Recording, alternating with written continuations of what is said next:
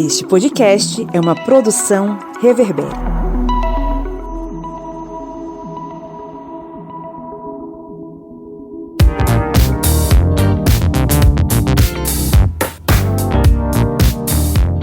Olá, historiantes! Está entrando no ar a sua, minha, nossa Minipédia, o seu programete sobre assuntos históricos em formato expresso que acompanha você no seu café da manhã, acompanha você no seu caminho para a escola, acompanha você onde quer que você esteja com os fones ligados, ouvindo aqui o Historiante, sintonizado aqui na ZYZ 120.000 MHz do Historiante. Eu sou o Pablo Magalhães. Eu sou Joyce, falando aqui, das terras ainda pluviosas do Maranhão, porque é até junho. E eu sou o camarada Kleber, falando aqui das margens do São Francisco, em Pernambuco. E hoje nós vamos falar de um tema que é um tema bem solicitado aqui no Historiante, e que vai abordar sobre a questão da escravidão, mais precisamente sobre a resistência das mulheres escravizadas. E aí, quais são os pontos importantes desse tema? Eu tenho que compreender, como é que funcionava a escravidão no Brasil. Eu tenho que entender, como era a divisão sexual do trabalho dos escravizados aqui. E eu também tenho que compreender como é que era essa resistência, das mulheres pretas especificamente. Perfeito, mas antes vamos para uns recadinhos, gente? Pois é, gente? Vocês sabem que aqui no Historiante a gente produz muito material para vocês, para vocês ficarem atualizados, conscientes historicamente. E aí, nós temos os nossos cursos, e nós temos um curso que é um curso muito bom, que se chama Ditadura Anos de Chumbo. E como a gente é muito legal, os nossos apoiadores, eles vão poder assistir, esse curso sem pagar nada, pagar nenhum reais, Por quê? Porque você vai ser um apoiador de Historiante. Então você aí, que tá pensando, que precisa se atualizar, que quer conhecer mais, olha essa oportunidade, Vira um apoiador de Historiante e assiste esse curso aí, de graça com a gente. E para você que ainda é apoiador de Historiante, lembre-se que você vai ter uma série de vantagens, como o sorteio mensal de livros. E eu estou com um livro aqui excelente da editora parceira aqui do Historiante, a editora Contexto, que é o livro Nações e Nacionalismo, de Florian Bieber.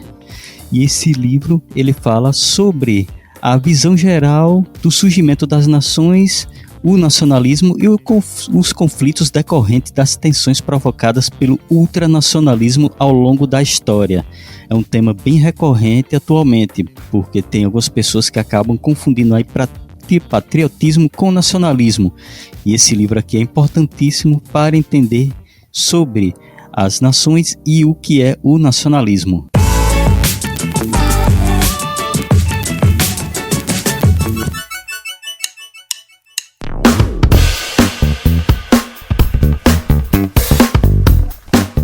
Camarada Kleber Roberto, qual é o seu aplicativo preferido para ouvir podcast? O meu aplicativo é o Orelo, porque ele é leve, fácil de utilizar e você pode encontrar todos os podcasts da família Historiante lá no Orelo. E a cada play que você dá lá nos podcasts, o Orelo vai estar fazendo uma contribuição simbólica para o Historiante. Então, baixe o aplicativo e faça aquela maratona nos nossos podcasts.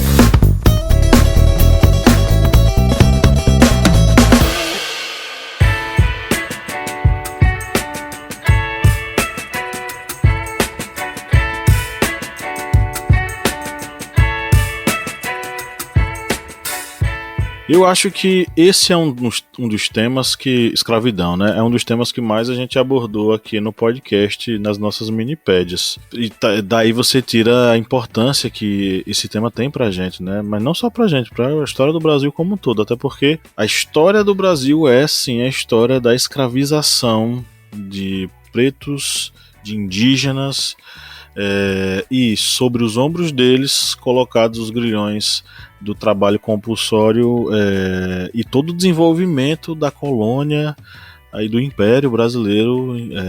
A gente tem na mão de obra escravizada, mão de obra cativa, sua ferramenta de poder, né, na verdade, de geração de renda no Brasil. Então, essa escravidão no Brasil, ela vai nos acompanhar desde o processo colonial, ela vai vir desde o momento em que a gente o português, o branco europeu, colonizador, explorador, ele vai começar a estabelecer seu processo de dominação em terras brasileiras, né? Inicialmente, a escravização dos indígenas vai ser a via mais possível para esses dominadores, para esses exploradores. A partir daí, a gente vai começar a ter o genocídio indígena no Brasil, desde o momento desse primeiro contato até hoje, né? Um dos genocídios mais longevos da história mundial. E, posteriormente, nós vamos ter a introdução da mão de obra escravizada africana, né? Muito por uma série de questões. A primeira delas, uma questão capitalista. O escravizado negro africano era lucrativo nesse mercado torpe da escravização mundial. A segunda questão, o escravizado negro no Brasil, ele geraria menos problemas para os senhores locais por ainda desconhecerem a questão regional, né? Então, eles não teriam, como os indígenas tinham até o momento, seus meios e formas de escapatória diante da dominação. E um terceiro motivo para essa escravização negra africana no Brasil tem muito a ver também com a questão da composição física dos escravizados. Não que eles fossem mais fortes, desses africanos, não que eles fossem mais fortes do que os indígenas, mas havia certa resistência imunológica a doenças que os europeus traziam, coisa que os indígenas ainda não tinham, né? Então, baseado nesses três princípios, os exploradores brancos europeus estabeleceram esse mercado torpe, que era o mercado escravista mundial, trazendo para o Brasil milhões e milhões de pessoas. Se não me engano, a última estimativa colocava com quase 5 milhões de pessoas escravizadas da África, sequestradas e trazidas para o território brasileiro, né?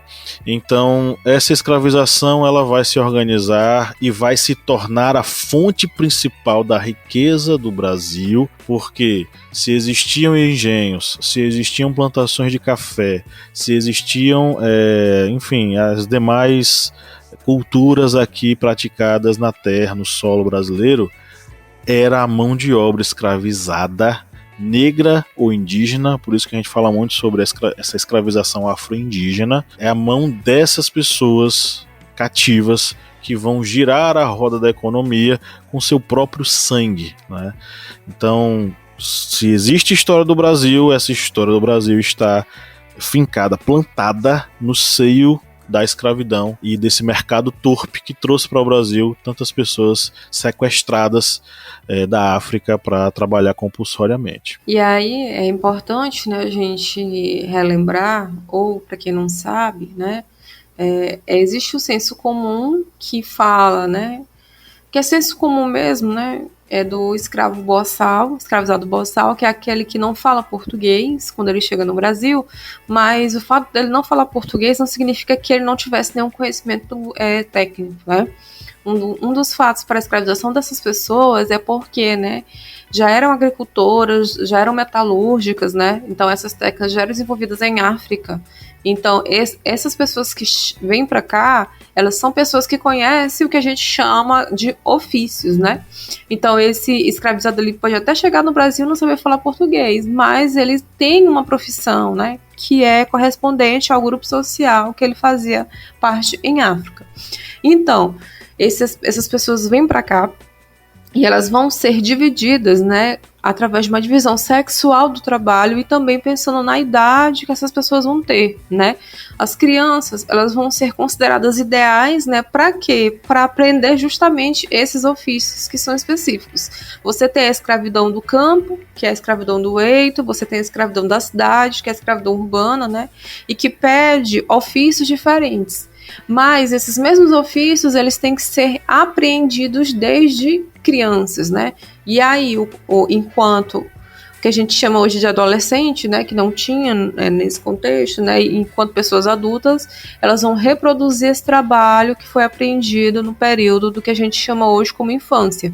E os homens, eles são preferíveis para trabalhos que são trabalhos, né, que são trabalhos mais considerados braçais, né, quando você fala, por exemplo, de escravidão do campo, né, como a própria lavoura em si. As mulheres também faziam parte desse contexto, mas existiam outros trabalhos que eram executados pelos homens, como, por exemplo, né, o trabalho de vaqueiro, né, nas regiões que são regiões, né, rurais. Você pode citar também, né, a profissão de ferreiro, né, de feitor, de sapateiro, né. E aí, dentro da escravidão urbana, né, você podia ser um barbeiro sangrador, né, que é como a gente chama, você poderia ser um trabalhador das galés, né, que eram as pessoas que faziam, né, os escravizados que faziam o arruamento. Você poderia ser um pedreiro, né, você poderia ser um oficial de pedreiro, você poderia ser um sapateiro. Então, o mundo urbano, ele permitia, né, um leque maior de opções para que essas pessoas elas pudessem se especializar, e até a forma de trabalho, né, que é o escravo de ganho, o escravo de aluguel, permitia o acúmulo de um pecúlio, né, que é o dinheiro, para que eles pudessem comprar a sua alforria. No caso das mulheres, né, existe o componente que é o componente racial e o componente de gênero, que influenciava diretamente sobre essas mulheres, né, e da forma como elas eram tratadas ou não eram tratadas, né? O trabalho da pesquisadora, que a gente vai conversar com ela daqui a pouco, né, que é a Jesus Ellen, ele é muito importante porque reflete justamente sobre isso, né? Não havia para essas mulheres a questão de preservar a virgindade, né? A elas não era dado esse direito, justamente por elas serem escravizadas. Então, o corpo delas, né, vai ser utilizado de uma forma vil, né, através de estupros, e o corpo dela também vai servir, né, para execução de trabalhos que são trabalhos considerados, né, trabalhos de dentro de casa, né, trabalhos que eram trabalhos domésticos. E isso se manifesta atualmente na nossa história, a gente sabe disso, né, que é essa tradição de, é quase da família, né? E aí, falando de trabalhos que são trabalhos mais específicos, você podia ter, né, mulheres que eram costureiras, que eram rendeiras, né, que eram cozinheiras, que eram engomadeiras, ou seja, passavam a roupa, né, que eram cabeleireiras, né, que eram barbeiras. Então você tem essa possibilidade, né, desses trabalhos que são ofícios mais especializados, como também, né, a trabalhar com a venda. E aí a gente tem um exemplo das baianas do acarajé hoje, né, que são reflexo dessas mulheres que sobreviviam da venda, né, de comidas e quitutes nas ruas. E quando falamos sobre a escravidão, a gente tem também que lembrar da resistência que os escravos tiveram contra o regime escravista, porque na história que infelizmente é divulgada, não tem uma abertura tão grande com relação à resistência dos escravizados contra esse regime opressor. Mas os escravos, eles fizeram várias revoltas, eles lutaram por sua liberdade. E dentro desta luta por liberdade, as mulheres tiveram participação, porque se a história da luta dos escravos por sua liberdade já é algo que acaba se tornando oculta na história, a luta das mulheres acaba se tornando ainda mais oculta nessa história. Mas existiram muitas mulheres que participaram de movimentos que lutaram em revoltas. A gente não pode esquecer, por exemplo, Dandara dos Palmares, que fez parte do Quilombo e organizou lutas de resistência no Quilombo dos Palmares. A gente não pode esquecer, por exemplo, Adelina, a charuteira, que ela utilizava seu artifício de comunicação, de estar próximo ali de pessoas que sabiam, por exemplo, de movimentos de repressão para pegar essas informações. A gente não pode esquecer, por exemplo, de Luísa Maim, que fez parte do Levante dos Malês na Bahia. Ou seja, existiram muitas mulheres, essas e muitas outras, que fizeram parte de movimentos que lutaram por sua liberdade. Porque a mulher, dentro desse sistema escravista, ela sim passava também por vários tormentos dentro da escravidão. E por passar por esses tormentos, ela também fez parte da luta por sua própria liberdade. A gente tem que esquecer daquele quadro, digamos, entre aspas, perfeito da princesa Isabel, que foi a única que libertou os escravos. A gente tem que, digamos, passar um verniz nisso aí e lembrar das muitas pessoas que lutaram pela abolição. E entre essas pessoas haviam, sim, muitos negros e haviam também muitas mulheres pretas. Isso também me faz pensar no seguinte: a resistência, ela tem esse caráter da libertação, que você muito bem mencionou, Kleber, mas também tem o caráter da resistência em relação a existir. Porque quando você resiste, você tenta existir enquanto pessoa, nesse caso, né? Por exemplo, a gente pode ir para questões mais cotidianas. Por exemplo, o direito de ser mãe. Eu lembro que há um tempo atrás a gente fez uma postagem lá em nosso perfil. Inclusive, pedi para que você que está nos ouvindo siga @historiante_ nas suas redes sociais, Instagram, Facebook ou no Twitter. A gente fez uma postagem sobre como as mulheres negras escravizadas, elas tinham seu direito de serem mães cerceados. E a forma pela qual elas resistiam e lutavam pelo seu direito de serem mães era através da fuga. Porque se de um lado essa mulher ela é objetificada, ela não só trabalha para o Senhor, mas o seu corpo serve ao Senhor. E aí entenda esse servir das mais variadas formas possíveis. Quando ela engravida, ela também não tem o direito de ter o seu filho se o Senhor assim não o quiser, né? A gente sabe que vai ter a lei do ventre livre, que vai ser um marco na história do abolicionismo, porque ela vai libertar os filhos de mulheres cativas.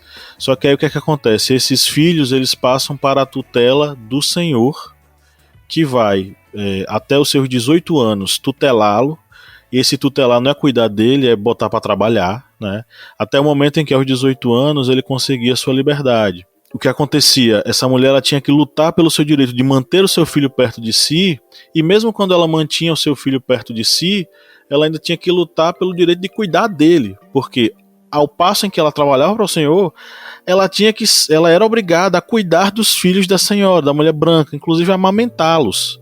Tem um quadro que a gente colocou lá na postagem, vixe Maria, não vou lembrar o nome do autor. É o quadro de Lucílio de Albuquerque. É isso. Preta amamentando uma criança branca. Isso, e pronto. O filho preto no chão e ela só observando o filho preto sem poder amamentar. Isso. O nome do quadro é Mãe Preta. Foi exposto em 1912. Inclusive foi até premiado o quadro. Enfim, o Lucílio ele constrói esse quadro na perspectiva de um homem branco, né? Mas ele retrata uma realidade que de fato era muito comum às mães pretas, o fato de que elas eram obrigadas a abdicar do cuidado do seu filho em detrimento do filho branco da senhora. E aí isso, né, a gente tem que pensar, né, nesse papel dessas mulheres para a manutenção da família, né, que elas eram as principais responsáveis, em certo sentido, por conseguir manter a união desse grupo, né. E aí a gente pode referenciar 2 textos que falam sobre isso. Um é muito conhecido, né, que é do Machado de Assis, Pai contra Mãe, né? Mas a gente também tem um conto, que é da Maria Firmina dos Reis, A Escrava. Deixa eu só confirmar a data aqui, que é de 1887, que também fala sobre isso, né? Sobre uma mãe que tenta proteger o seu filho. Enfim, eu não vou contar porque eu quero que vocês leiam, né? Para vocês perceberem que isso são realidades colocadas em fontes históricas. E agora, né, a gente vai falar com a Jesus Ellen Leal Conceição, que vai conversar um pouquinho com a gente sobre a resistência das mulheres, né, escravizadas, mulheres negras escravizadas. Olá, historiantes. Eu sou a Jesus Ellen. Atualmente sou aluna do programa de mestrado da UEMA, do campus de São Luís Maranhão, e também sou professora da rede estadual da cidade de Caxias, Maranhão. E falo com vocês aqui da minha cidade natal, que é Caxias, Maranhão. Então, sobre as resistências das mulheres escravizadas, é importante analisar os seus meios de sociabilidades como forma aqui de problematizar a história das mulheres negras escravizadas por uma perspectiva étnico-racial e também de gênero, assim como perceber seus espaços de vivências. Então, desse modo, é importante destacar como que a história dessas mulheres são invisibilizadas ou até mesmo excluídas dos materiais didáticos da educação básica. Porque o que se percebe, na verdade, é que as aulas de história na educação básica, elas ainda continuam pautadas por um racismo disfarçado e pela negação do protagonismo dessas populações africanas e também de seus descendentes.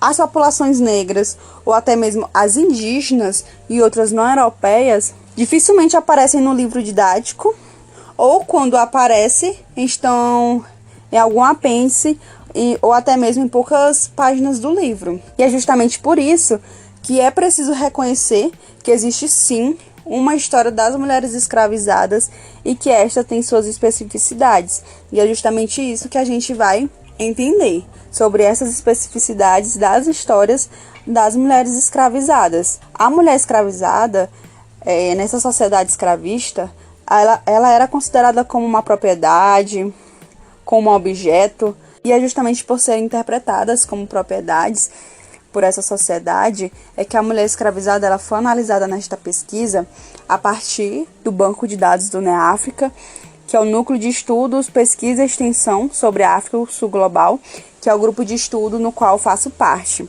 a partir da documentação colhida nos inventários do Arquivo do Tribunal de Justiça do Estado do Maranhão.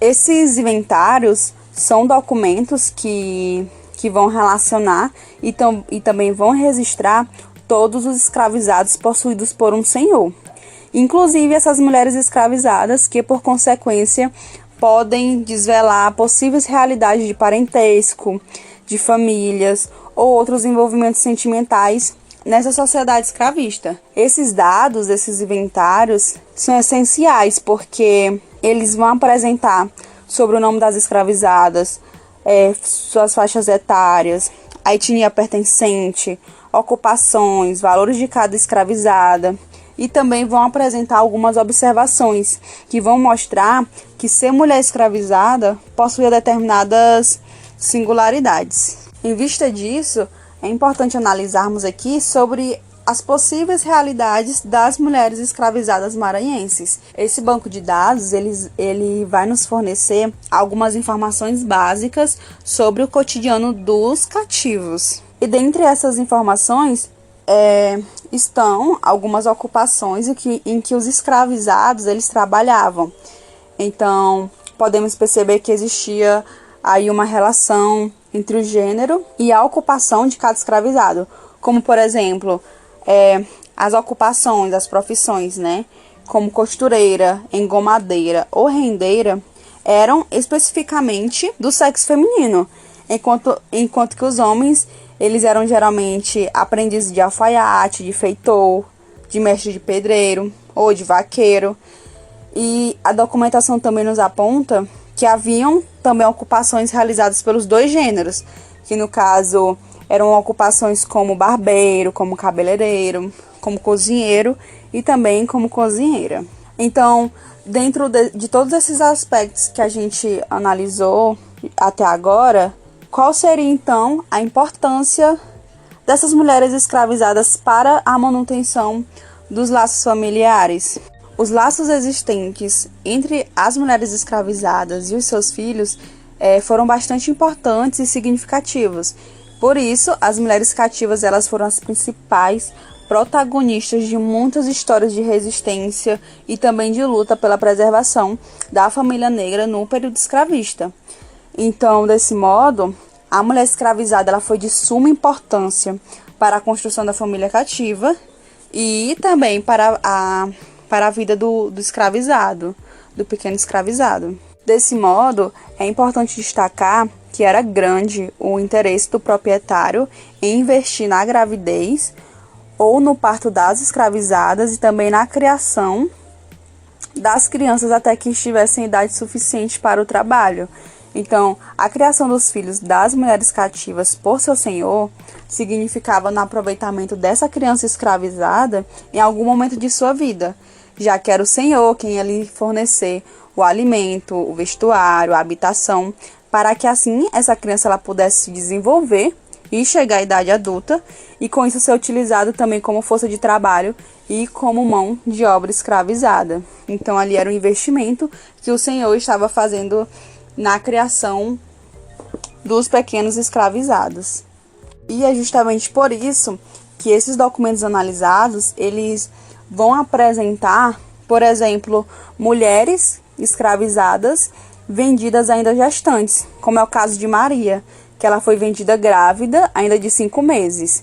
E também a documentação mostra a venda de mulheres juntamente com seus filhos, ainda pequenos, ou ainda com suas crias de peito, que pode essa mulher ser ou se tornar uma ama de leite, o que fazia com que o seu preço fosse mais caro do que de uma escravizada que ainda não tinha tido uma cria.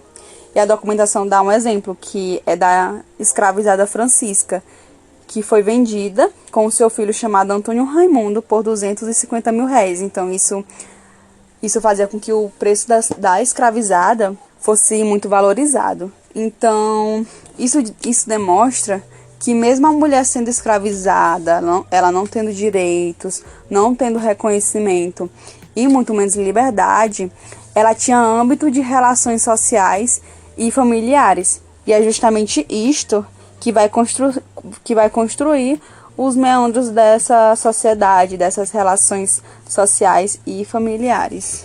Além desses aspectos, a documentação ela nos aponta que eram poucas as oportunidades que os escravizados eles tinham de se casar. Então, desse modo, haviam muitos casamentos entre os escravizados que não eram sacramentados pela Igreja Católica. Porém, isto não impedia que mulheres e homens cativos eles tivessem relações afetivas entre si, significativas e também estáveis. Assim como também existiam as famílias, baseadas ali no matrimônio legal. Então, dessa maneira, para o escravizado, era preciso fugir essa condição de peça, de objeto, de propriedade que era imposta a eles pela sociedade escravista. E era preciso criar espaços próprios de sociabilidade, seus espaços próprios de sociabilidade e também de vivências. Portanto, foram pessoas que, mesmo com as dificuldades que eram vivenciadas por elas, para que pudessem se casar, haviam laços sociais familiares e também relações afetivas duradouras ou um companheiro temporário. Portanto, a partir das análises de documentos de inventários, foi possível perceber particularidades da realidade escravistas a partir da mulher escravizada. E é muito necessário que isto seja levado para a sala de aula, já que é importante trabalhar essa temática com nossos alunos, porque o que os materiais didáticos de histórias apresentam é um mundo sem valor e também sem significado para alunos e alunos pobres, negros, que não se reconhecem na história e nem mesmo nas imagens apresentadas nos livros didáticos, uma vez que a história eurocêntrica ela ganha espaço nessas páginas de livro também e de outros materiais didáticos.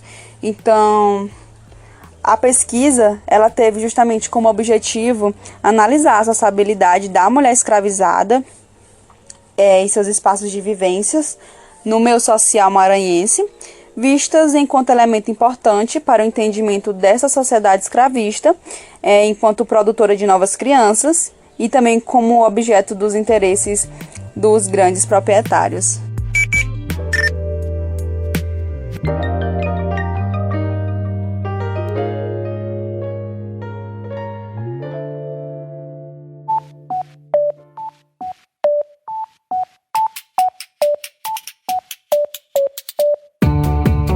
Joyce Oliveira, quem acompanha o Historiante há um bom tempo, já curte o conteúdo, pode nos ajudar a manter o projeto, né? O senhor pode sim. Quem quiser ajudar, a gente do Historiante a continuar produzindo esse conteúdo maravilhoso, pode ir lá no nosso apoia.se. Aí vai se tornar nosso apoiador e vai ter acesso a conteúdos exclusivos, a cursos que a gente produz para os nossos apoiadores, né, a materiais didáticos, vai também ter sorteios de livros, enfim, né, tem podcast secreto, ou seja, vai ter um mundo novinho, exclusivo para quem for, né, aquela pessoa maravilhosa que resolver apoiar o Historiante. E o endereço qual é? apoia.se/historiante. O link tá na descrição desse episódio.